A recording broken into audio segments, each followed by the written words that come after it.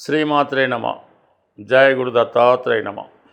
ఈ వీడియోలో మనం వృషభ రాశి వారికి ఆలస్య వివాహానికి కారణం ఏంటి, వివాహం తర్వాత వస్తున్నటువంటి సమస్యలు ఏ విధంగా పరిష్కరించుకోవాలి, వృషభ రాశి వారికి ఏ విధంగా ఉంటుందో ఈ వీడియోలో తెలుసుకుందాం. వృషభ రాశి వారికి శుక్రుడు అధిపతి, అలాగే వివాహానికి సప్తమ స్థానం చూస్తాం కాబట్టి సప్తమాధిపతిగా ఉన్నటువంటి వాడు కుజుడు. ఇక్కడ స్త్రీ జాతకం అయితే స్త్రీకి భర్తకారకుడు కుజుడవుతూ ఉంటాడు. అబ్బాయి జాతకం అయితే భార్యకారకుడు శుక్రుడు అవుతూ ఉంటాడు. అయితే కొంతమంది చెప్పిన దాని ప్రకారం స్త్రీలకి గురువు భర్తకారకుడు అని చెప్పడం జరుగుతూ ఉంటుంది. అది కూడా నిజమే, కానీ ఖచ్చితంగా స్త్రీలకి కుజుడే భర్తకారకుడు అవుతూ ఉంటాడు. అయితే భర్తగారి యొక్క జీవన విధానం, అతని క్యారెక్టరు, అతని యొక్క మంచి చెడలు, ఆయుష్ ఇవన్నీ కూడా గురువుని బట్టి ఆధారపడి ఉంటాయన్నమాట. స్త్రీల జాతకంలో గురువు ఎంత బలంగా ఉంటే వారి వివాహ జీవితం అంత అనుకూలంగా ఉంటుంది. అలాగే కుజుడు ఎంత పాపగ్రహాలతో కలిసి నీచలో ఉంటే వారి జీవితం అంతా దుర్బలంగా ఉండే అవకాశం ఉన్నది. మరి అబ్బాయిలకి అంతే శుక్రగ్రహం బట్టి భార్య యొక్క క్యారెక్టర్ కానీ ఆవిడ సంపాదన కానీ ఆధారపడి ఉంటుంది. ఎస్పెషల్లీ వృషభ రాశి వారికి శుక్రుడు గురుగ్రహంతో కలిసి ఉన్నప్పుడు వివాహపరంగా కొన్ని సమస్యలు వచ్చినప్పటికి కూడా చాలా అందమైనటువంటి భార్య, అనుకూలమైన భార్య వచ్చే అవకాశాలు ఉంటాయి. అదే శుక్రుడు బుధుడితో కలిసి ఉండడం వలన బాగా విద్యావంతురాలు, అంటే డబుల్ పీజీ చేసిన అమ్మాయి వస్తుంది, సంపాదన పర్రాలై ఉంటుంది, అది కూడా అనుకూలంగానే ఉంటుంది. అలాగే శుక్రుడు రవితో కలిసి ఉన్నప్పుడు ప్రభుత్వ ఉద్యోగం చేసే భార్య వచ్చే అవకాశం ఉంది. ఆ విధంగానే భార్య అథారిటేటివ్గా ఉంటూ భర్తను శాసించే అవకాశాలు ఉంటాయి. అలాగే శుక్రుడు శనిగ్రహంతో కలిసి ఉన్నప్పుడు మరి జాతకుడికి వివాహం తర్వాత కలిసి వస్తుంది. భార్య ద్వారా ఆస్తి కానీ లేదా ఉద్యోగం చేస్తున్నటువంటి భార్య కానీ రావడం జరుగుతూ ఉంటుంది. అయితే వివాహం తర్వాత ఈ భర్త భార్య గారికి ఒక సేవకుడిలా పనిచేయవలసి ఉంటుంది. అదే శుక్రుడు కేతువుతో కలిసి ఉన్నప్పుడు ఆ జాతకుడికి మంచి దైవభక్తి కలిగినటువంటి భార్య వచ్చే అవకాశం ఉంది. అయితే ఏదో ఒక అనారోగ్య కారణాల వల్ల, భక్తి కారణాల వల్ల వివాహ జీవితానికి, అంటే వివాహం తర్వాత జరిగే సంసార జీవితానికి చాలా దూరంగా ఉండడం జరుగుతూ ఉంటుంది. అదే శుక్రుడు రాహుతో కలిసి ఉన్నప్పుడు కొన్ని సందర్భాల్లో వివాహం తొందరగా అయినప్పటికీ కూడా మరి ఆ జాతకుడు భార్య కన్నా ఇతర స్త్రీల మీద ఆసక్తి ఎక్కువగా చూపడం జరుగుతూ ఉంటుంది. అలాగే కొద్ది కాలానికి భార్యకి అనారోగ్యం లాంటి తీవ్ర ఇబ్బందులు కూడా వచ్చే అవకాశం ఉంది. సో ఏదైనా మనం చెప్పినవన్నీ కూడా ఖచ్చితంగా జరుగుతాయని రూల్ లేదు. ఈ చెప్పిన కాంబినేషన్కి శుభగ్రహ దృష్టి ఉంటే అది శుభంగా మారుతుంది. అదే పాపగ్రహ దృష్టి ఉంటే మరింత పాప ఫలితాలు ఇవ్వడం జరుగుతూ ఉంటుంది. ఎస్పెషల్లీ మేషరాశి వారికి వివాహం తొందర కావాలంటే కుజుడు యొక్క స్థితి గమనించవలసి ఉంటుంది. కుజుడు శుభగ్రహాలైనటువంటి శుక్రుడితో కానీ, గురువుతో కానీ, బుధుడితో కానీ కలిసినప్పుడు, శుభగ్రహ దృష్టి ఉన్నప్పుడు వివాహం తొందరగా అయ్యే అవకాశం ఉంది. అదే కుజుడు సప్తమాధిపతిగా శనితో కలిసిన, రాహుతో కలిసిన, కేతువుతో కలిసిన కంపల్సరిగా మరి వివాహం ఆలస్యం అవడం, వివాహం తర్వాత చాలా సమస్యలు రావడం, ఇంచుమించుగా వివాహం విచ్ఛిన్నం అవడానికి కూడా కారణమవుతూ ఉంటుంది. ఇది ఈ విధంగా ఉంటే ముఖ్యంగా స్త్రీలకు కూడా ఈ కుజుడి యొక్క బలం బట్టే వారి యొక్క వివాహ జీవితం ఆధారపడి ఉంటుంది. అయితే గురువు కూడా కంపల్సరిగా మనం చూడవలసి ఉంటుంది.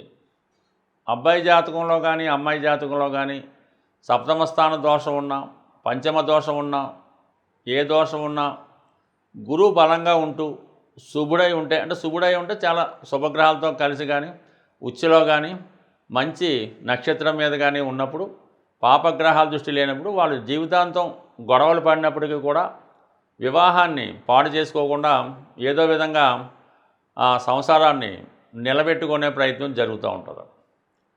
ఎస్పెషల్లీ 9వ స్థానం కూడా ఇంపార్టెంట్గా వివాహ వ్యవస్థ మీద ఆధారపడి ఉంటుంది. 9వ స్థానంలో శుభగ్రహం ఉన్నప్పుడు వారి యొక్క వివాహ జీవితం చాలా సుఖప్రదంగా ఉంటుంది.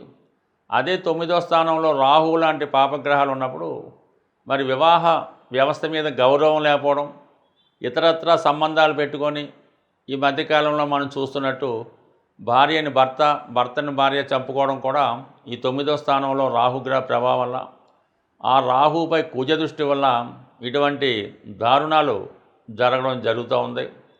బట్ ఏదైనా ఒక జాతకంలో ఆ జాతకుడు సుఖపడాలంటే ఆ జాతక చక్రంలో పుట్టినప్పుడు శుక్రుడు, చంద్రుడు, గురువు మంచి శుభులై ఉండి ఎటువంటి కళంకం చెందకుండా శుభగ్రహాల వీక్షణలో ఉంటే 100% ఏ పరిస్థితుల్లో కూడా ఆ వివాహం నిలబడుతుంది.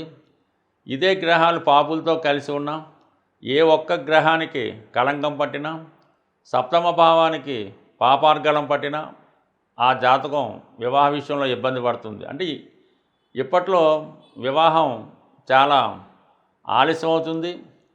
ఆలస్యమైన తర్వాత కూడా తొందరలోనే ఇబ్బందులు రావడానికి కూడా ప్రస్తుతం ఉన్నటువంటి గ్రహస్థితి కూడా కారణమవుతుంటుంది.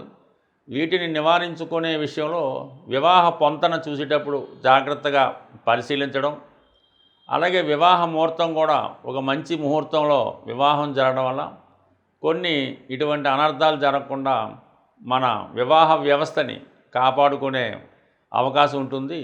వివాహం తర్వాత అనుకూలంగా ఉండాలన్నా, వివాహం తొందరగా కావాలన్నా స్త్రీలకి ఎప్పుడూ కూడా వాళ్ళు నిత్యం వారు చేసే ఈ స్నానం చేసినప్పుడు ఆ స్నానం చేసుకునే వాటర్లో కొద్దిగా పసుపు కలిపి స్నానం చేయడం వల్ల, అలాగే ఏదైనా దైవ దర్శనానికి టెంపుల్స్కి వెళ్ళినప్పుడు సాంప్రదాయ దుస్తులు ధరించడం, ముఖ్యంగా 2 చేతులకు కూడా గాజులు అంటే మట్టి గాజులు ధరించడం, అలాగే నుదిటిన సింధూరం, కాళ్ళకి పట్టీలు ఇవి ధరించడం వల్ల వారి జీవితం ఆనందంగా సంతోషంగా ఉంటుంది.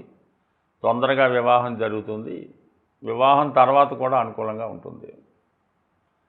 అలాగే మగవారు కూడా సాంప్రదాయంగా ఉంటూ ప్రతిరోజు సూర్య నమస్కారం చేసుకొని ఆదిత్య ఉదయం చదువుకుంటూ హనుమాన్ ఆలయం దర్శించడం, హనుమాన్ను పూజించడం, బ్రహ్మచర్యాన్ని పాటించవలసి ఉంటుంది. 100% వివాహం జరిగేంత వరకు కూడా బ్రహ్మచర్యం పాటిస్తే వారి జీవితం వివాహం తర్వాత మోస్ట్ సక్సెస్ఫుల్గా ఉండడం జరుగుతూ ఉంటుంది.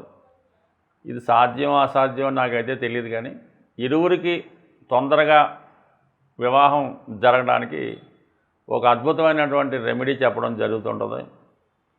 సుమారుగా ఒక 25 సంవత్సరాలుగా నేను జ్యోతిష్ శాస్త్రంలో ఈ పరిహారం ప్రతి ఒక్కరికి వివాహం కాని వారికి చెప్తూ ఉంటాను. ఇంచుమించుగా ఇది మనకు అవ్వలేదు అని ఒకళ్ళిద్దరు కూడా నాకు వచ్చి చెప్పినట్టు గుర్తయితే లేదు. అటువంటి గొప్ప రెమెడీ, అంటే దీంట్లో శ్రద్ధ ఇంపార్టెంటు, నమ్మకం ఇంపార్టెంటు. అప్పుడే మాత్రం ఈ ఫలిస్తుంది. ఇది చాలా సింపుల్ రెమెడీ. ఒక 8 మంగళవారాలు సెలెక్ట్ చేసుకోవాల్సి ఉంటుంది. మనం ఏదైతే ప్రారంభిస్తామో మంగళవారం, ఆ మంగళవారం రోజు ఎవరైతే సాధకుడు ఉంటాడో అది వారికి సాధన తార అయి ఉంటుంది. ఆ సాధన తార వచ్చిన రోజు మంగళవారం అయి ఆ రోజు ఈ 8 వారాలు చేయవలసి ఉంటుంది. చక్కగా శుభ్రంగా తలకు స్నానం చేయడం, సాంప్రదాయ దుస్తులు ధరించడం, 108 తమలపాకులు, ఒక 5 అరటిపళ్ళు, ఒక కొబ్బరికాయ, కొద్దిగా సింధూరంతో ఆంజనేయ స్వామివారి దర్శించడం, తమలపాకులతో అర్చన చేయడం, స్వామికి సింధూరం సమర్పించడం, 5 ప్రదక్షిణలు చేయడం, చక్కగా ఇంటికి రావడం, ఆ రోజంతా కూడా సాధారణ భోజనం చేయడం, రాత్రి పడుకునేటప్పుడు నేల మీద అంటే చాప దిండు వేసుకొని దక్షిణ వైపు తల ఉంచి నిద్రించడం, మరి ఆ పడుకునే సమయంలో కానీ పడుకోనగా ముందు కానీ హనుమాన్ చాలీసా పారాయణ చేయడం, అలాగే మీరు ఇంట్లో ఏ దైవాన్ని అయితే పూజిస్తారో ఆ దైవాన్ని కూడా మరి పూజించి ఏదో ఒక నైవేద్యం అంటే ఎక్కువగా బెల్లం కానీ పటిక బెల్లం కానీ ఇంట్లో ఉన్నటువంటి మీ దేవతకి నైవేద్యంగా పెట్టి ఈ విధంగా 8 మంగళవారాలు పూర్తి చేయవలసి ఉంటుంది. స్త్రీలైతే మధ్యలో గ్యాప్ వస్తే మళ్ళీ దాన్ని కంటిన్యూ చేసుకోవచ్చు. ఈ 8 వారాలు ఖచ్చితంగా చేయడం వల్ల వివాహం తొందరగా జరిగే అవకాశం ఉంది. దీనికి ఇంకా మధ్యలో చిన్న చిన్న రెమెడీస్ కూడా ఉంటాయి, అవి కూడా చేసుకుంటే ఇంకా ఎర్లీగా అవుతుంది. ముఖ్యంగా నల్ల చీమలకి మరి మంగళవారం రోజు బియ్యం పిండి పంచదార కలిపి నల్ల చీమలకి ఆహారంగా వేయడం, మరి రాహు ప్రభావం ఎక్కువగా ఉంటే బార్లీతో తయారు చేసినటువంటి చిన్న చిన్న అంటే బార్లీ పాలు కలిపి చిన్న చిన్న ఉండలుగా తయారు చేసి చెరువులో ఉన్నటువంటి చేపలకి ఆహారంగా వేయడం వల్ల తొందరగా వివాహం జరిగే అవకాశం ఉంది. స్వస్తి.